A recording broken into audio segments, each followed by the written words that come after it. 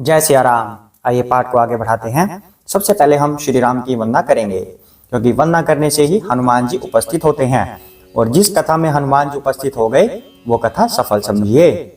जय श्री कृष्ण चैतन्य प्रभु नित्यानंदा, श्री अद्वैत गदाधर शिव सादि गौर भक्त वृंदा।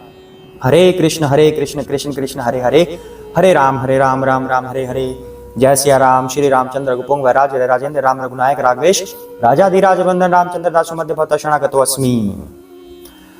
सिया राम जय जय राम, सिया राम जय जय सिया राम, सिया राम जय जय राम, सिया राम जय जय सिया राम, सिया राम जय जय राम, सिया राम जय जय राम, सिया राम जय जय राम, सिया राम जय जय राम, सिया राम जय जय राम, सिया राम जय जय सिया राम। हे राम मेरे राम, सिया राम जय जय राम, मेरे राम सीता राम, सिया राम जय जय राम। जय सिया राम। तो हमने पाठ अभी तक कहां तक कर लिया?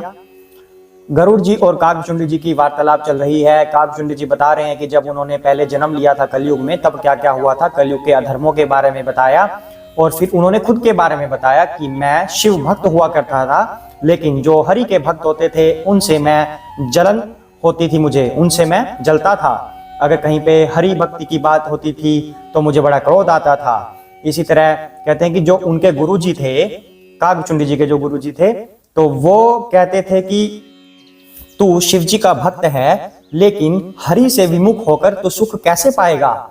इस तरह की वार्तालाप चल रही थी। अब आगे करते हैं। जय सिया राम।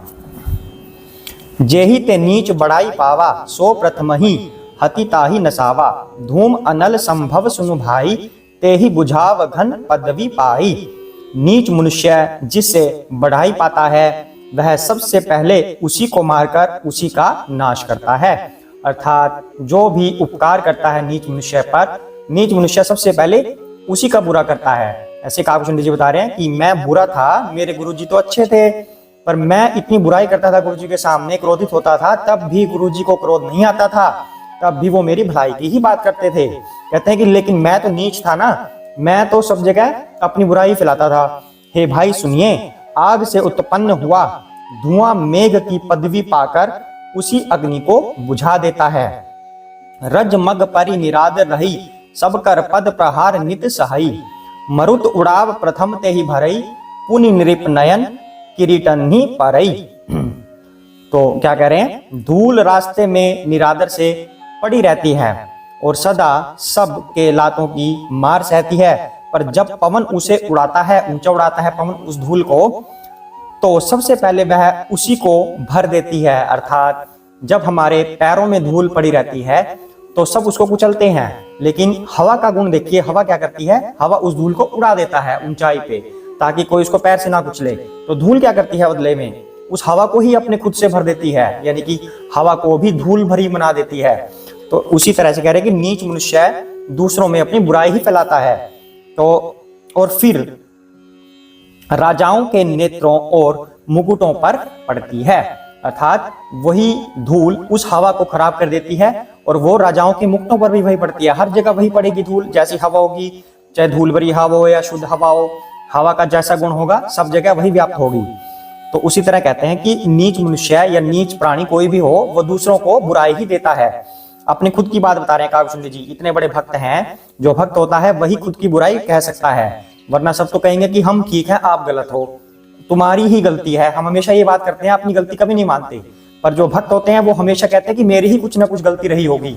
ऐसे ही काकभुचुंड जी कह रहे हैं कि मैं नीच था, सुनु खगपति अस समुझि प्रसंगा, बुद्ध नहीं करही अधम कर संगा।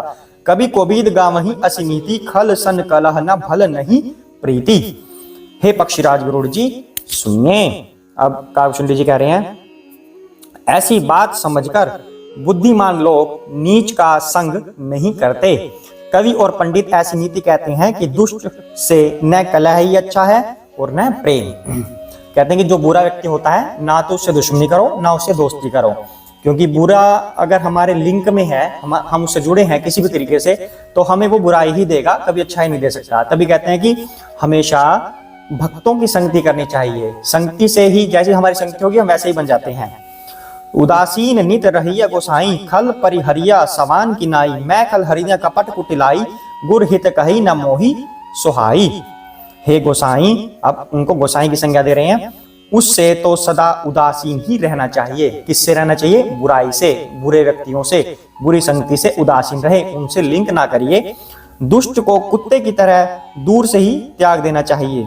मैं दुष्ट था, हृदय में कपट और कुटिलता भरी थी। काकभूषुंडी जी कह रहे हैं खुद को ऐसे, इसलिए यद्यपि गुरु जी हित की बात करते थे पर मुझे वह सुहाती नहीं थी। आप किसी को देख सकते हैं जो खुद की बुराई करे? अपने आसपास खुद को देख लीजिए, क्या हम खुद की बुराई कभी करते हैं? कोई भी व्यक्ति आपको ऐसा मिलता है जो खुद की बुराई करे? जैसे काकभूषुंडी जी कह रहे हैं कि मैं नीच था, मैं दुष्ट था, मेरी संगति नहीं करनी चाहिए। ये सिर्फ एक भक्त का ही गुण हो सकता है। भक्त को ही अपने अंदर 100 बुराइयां नजर आती है, आम इंसान को कभी बुराई नजर नहीं आती, वो हमेशा दूसरों में बुराइयां निकालता है। तो अगर आपको लगता है कि आप खुद की बुराई कर पा रहे हैं और दूसरों की अच्छाई कर पा रहे हैं, या फिर कह लीजिए कि दूसरों के अंदर आपको कोई बुराई नहीं दिखती है, तो समझ लीजिए कि आपके अंदर भक्त के गुण आ गए हैं और आप सही रास्ते पर चल रहे हैं। ये एक पहचान है। तो एक बार हर मंदिर जपत रहूं शिव नाम, गुर आयो अभिमान ते उठी नहीं किन प्रणाम। तो एक दिन मैं शिव जी के मंदिर में शिव का नाम जप रहा था। उसी समय गुरु जी वहां आए, पर अभिमान के मारे मैंने उठकर उनको प्रणाम नहीं किया। अब अभिमान था काकभूषुंडी जी को कि मैं शिव का भक्त हूं, तो मैं क्यों किसी को प्रणाम करूं? शिव भक्त हो गया मैं तो सबसे बड़ा हो गया, इस तरह से अभिमान था। और वो इस अभिमान की बात को स्वयं स्वीकार कर रहे हैं और बता रहे हैं। सो दयाल नहीं कहो कछु, उर न रोष लवलेश, अति अग गुर अपमानता सही नहीं सके महेश।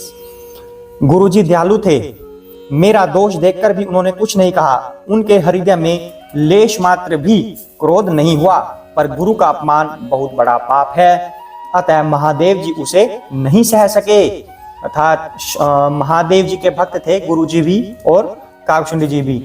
तो गुरु जी का अपमान हो गया, प्रणाम नहीं किया। हालांकि काकभूषुंडी जी भक्त थे शिव जी के, पर फिर भी शिव जी को यह बात पसंद नहीं आई। मंदिर माज भई नभ बानी, रे हतभाग्य अज्ञ अभिमानी, यद्यपि तव गुरु के नहीं क्रोधा, अति कृपाल चित सम्यक बोधा। मंदिर में आकाशवाणी हुई कि हे हतभाग्य मूर्ख अभिमानी, यद्यपि तेरे गुरु को क्रोध नहीं है, वे अत्यंत कृपालु चित्त के हैं और उन्हें यथार्थ ज्ञान है, अर्थात पूर्ण ज्ञान है तुम्हारे गुरु को। तदपि साप सठ दहऊं तो ही, नीति विरोध सुहाई न मोही। जो नहीं दंड करऊं खल तोरा, भ्रष्ट होई श्रुति मार्ग मोरा। तो भी कह रहे हैं कि तुम्हारे गुरु जी को क्रोध नहीं आया, तो भी हे मूर्ख तुमको मैं शाप दूंगा। ऐसी आकाशवाणी हुई, मैं तुमको शाप दूंगा, क्योंकि नीति का विरोध मुझे अच्छा नहीं लगता। शिव जी कर रहे हैं ये कार्य, जबकि दोनों भक्त थे शिव जी के, पर भक्त भी अगर कुछ गलत करे दूसरे भक्त के साथ तो शिव जी को ये स्वीकार नहीं है। हरि भक्ति का कोई विरोध करे शिव जी को ये स्वीकार नहीं है। तो फिर काकभूषुंडी जी ने जो गलत किया, शिव जी ने खुद उनको शाप देने की बात कही। जब उनके दूसरे भक्त यानी कि गुरु जी का उन्होंने अपमान किया, उनको प्रणाम नहीं किया, तो शिव जी को क्रोध आया और खुद उनको दंड देने के लिए शिव जी आए। कहते कि बेशक तुम्हारे गुरु ने तुम्हें कुछ नहीं कहा, कोई क्रोध नहीं किया, परंतु मैं तुम्हें शाप दूंगा।